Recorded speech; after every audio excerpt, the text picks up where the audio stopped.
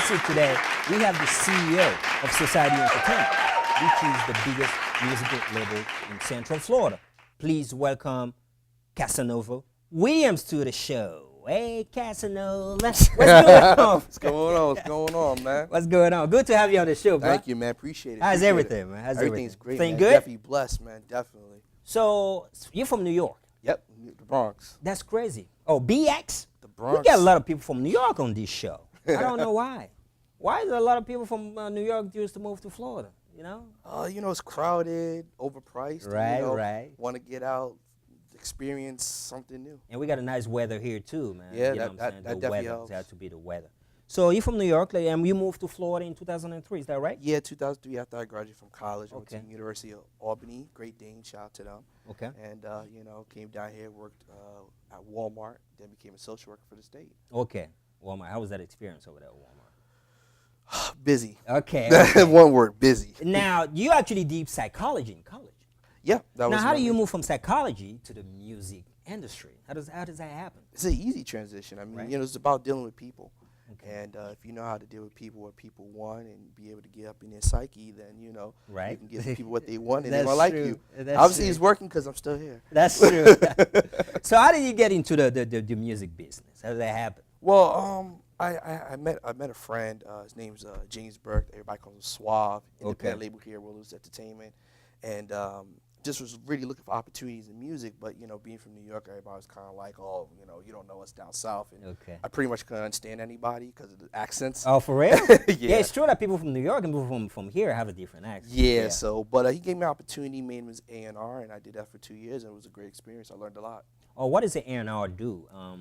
Pretty much, I just went out all around Florida looking for brand new artists. Okay. And then to get signed to the label, then when they got signed, help them develop as far as like musically, get them producers, go in the studio with them, Okay. schedule things like that. Okay. So is that the quickest way and the easiest way to get into the business? No, probably the way everybody does it is like going to a major label in New York. And Right. even if you have a degree, you're going to be an intern, and what you're doing is pretty much getting coffee and donuts and put up flyers for and 2.5 years until they give you an entry job. So, But it was so- because Diddy was actually an A&R for one of these, I think. Yeah, for right? I think it was like was it? Uptown. Yeah, for Uptown. So he did that. it works out pretty well. Yeah. So you do that for 2 years, and then you decided to.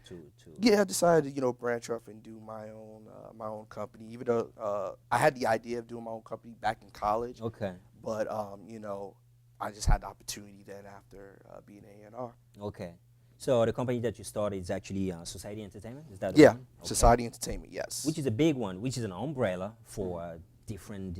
Yeah. We'll talk about that. Now, your first big project was Trey. You said was a joint venture.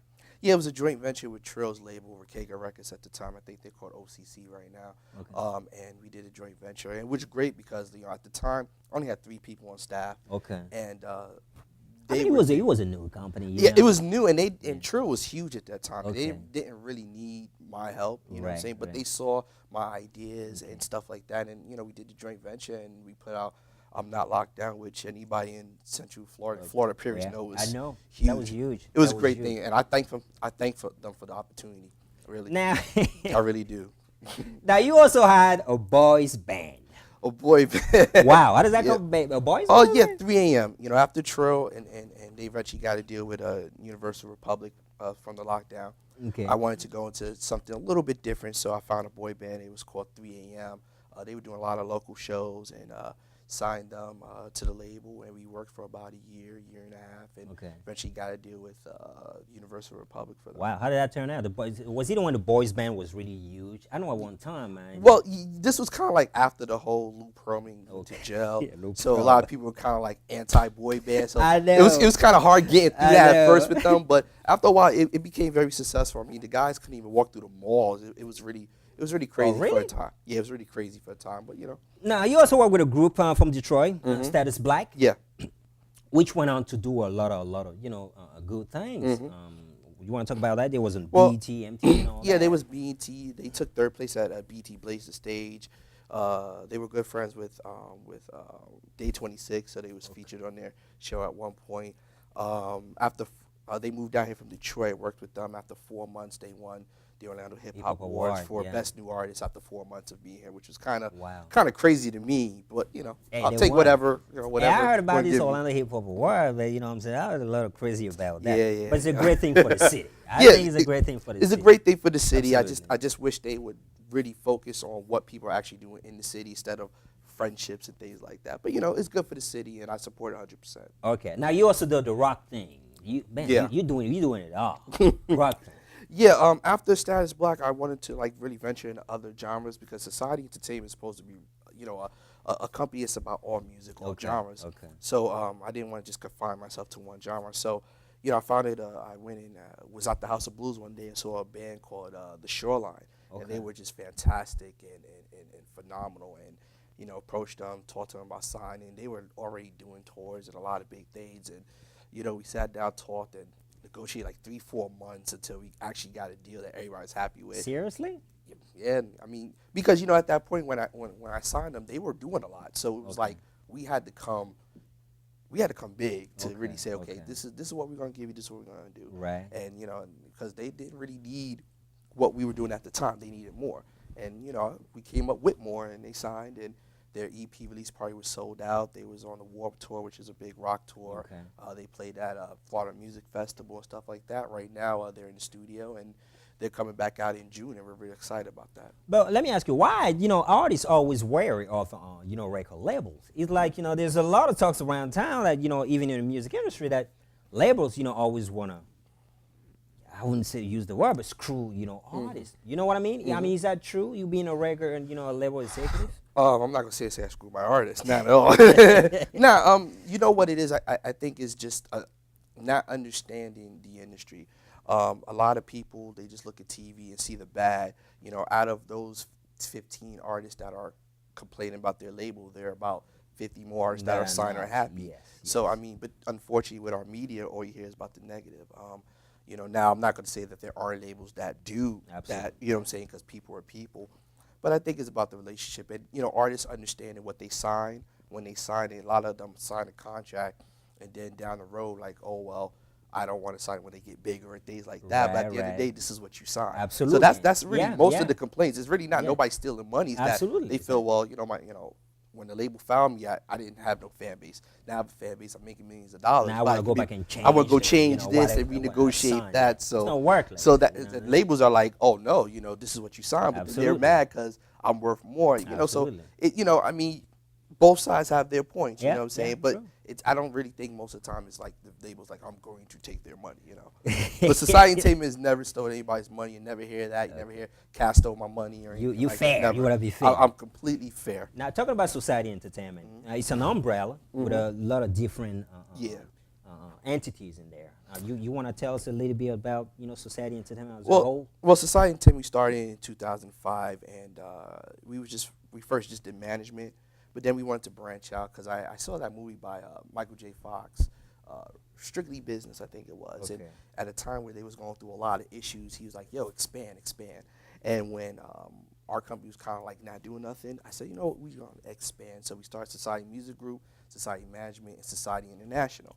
And we just put everything under those categories, For a while, we just ran with the music group thing for a while, signed the artists under that. Now, with the experience and time, we are able to really venture out truly into Society Rocks, which is our label imprint that's just for the rock and pop. That's ran by Mandy Price. SocietyForLife.com, which is something we got coming up in 2 weeks. It's going to be a blog that's going to really connect the Orlando music scene. Because right now you can't really find there's anything. Nothing like There's that? nothing you could find where you're going to find about all the genres in Orlando or in Central Florida. You just could find out about hip-hop, you find R&B. People may touch upon it, but being that we know everybody from the underground scene to the pop to the rock, the people doing it big, people not doing it, we want to bring it all together so, you can go find out about Orlando, what's going on, and then also find out about the industry. Then Society Management, of course, we manage our models and producers and things like that. So you also do videos, I believe? Yeah, you know what? That's actually a weird thing because I only did videos for necessity because, we bought the camera equipment and I just started doing them just for my artists. Okay. But what winds up happening is that people start seeing the videos. Is like, yo, They like Cass, you know, do my video. Okay. So then I did a video for Chopper, which was on Make It a Band a couple weeks back. Yeah, we did it, right? Yeah, like years ago. Yeah, I did a video for him during All-Star Weekend, which was on World Star Hip Hop. And ever since then, everybody's been hitting me up, do my video, and then I just did Pressure Domar, which is Chris Johnson. And, Yeah, the guy Kenny from the Turner's, Tennessee Titans. Yeah, and Kenny Turner's artist right now. They're starting a label here that we're about to do some stuff together. I just did his video, which is getting a lot of buzz on the net. So, Now, sometimes things open. Were there girls in that videos, like they call it the video girls? I need one of those. The Pressure video, there was like a boy. Right? I need one of those. That video girls. Everybody needs that. Yeah, you need to hook me up. You know what I'm saying? So, what's next for Society Entertainment? Well, what's next for Casanova? Well, right now, more videos. Okay. Also, doing stuff with Kenny Turner and Chris Johnson, societyforlife.com, expanding Society Entertainment into New York and Atlanta right now. Okay. J Babe, our artist, that we have a deal with JMD and Universal Music Group right now. He's dropping a single. Edison, our pop artist, Nene, the girl that you saw on our website. I'd say, man, I was on the website. I was like, wow. Remo, we signed a new pop artist, Tariq Kasmi. Okay. You know what I'm saying? So, we're just expanding and moving things forward in Shoreline, and I'm just excited about everything that's coming out. May and June is going to be very, very big months. Absolutely. But thanks for stopping by. Thanks for coming to the Samy Priso Show to let us know what's going on. And I wish you all the success in the world, man. You know what I'm saying? And once you get on one of those videos set up, holla at yeah, man, I'm going to have some girls on the side right for you, man. Absolutely. You know what I'm saying? Thanks for being on the show. Thank you, man. That was Casanova Williams on the Samy Priso Show. Stick around. We'll be right back. Thank you. No problem, man.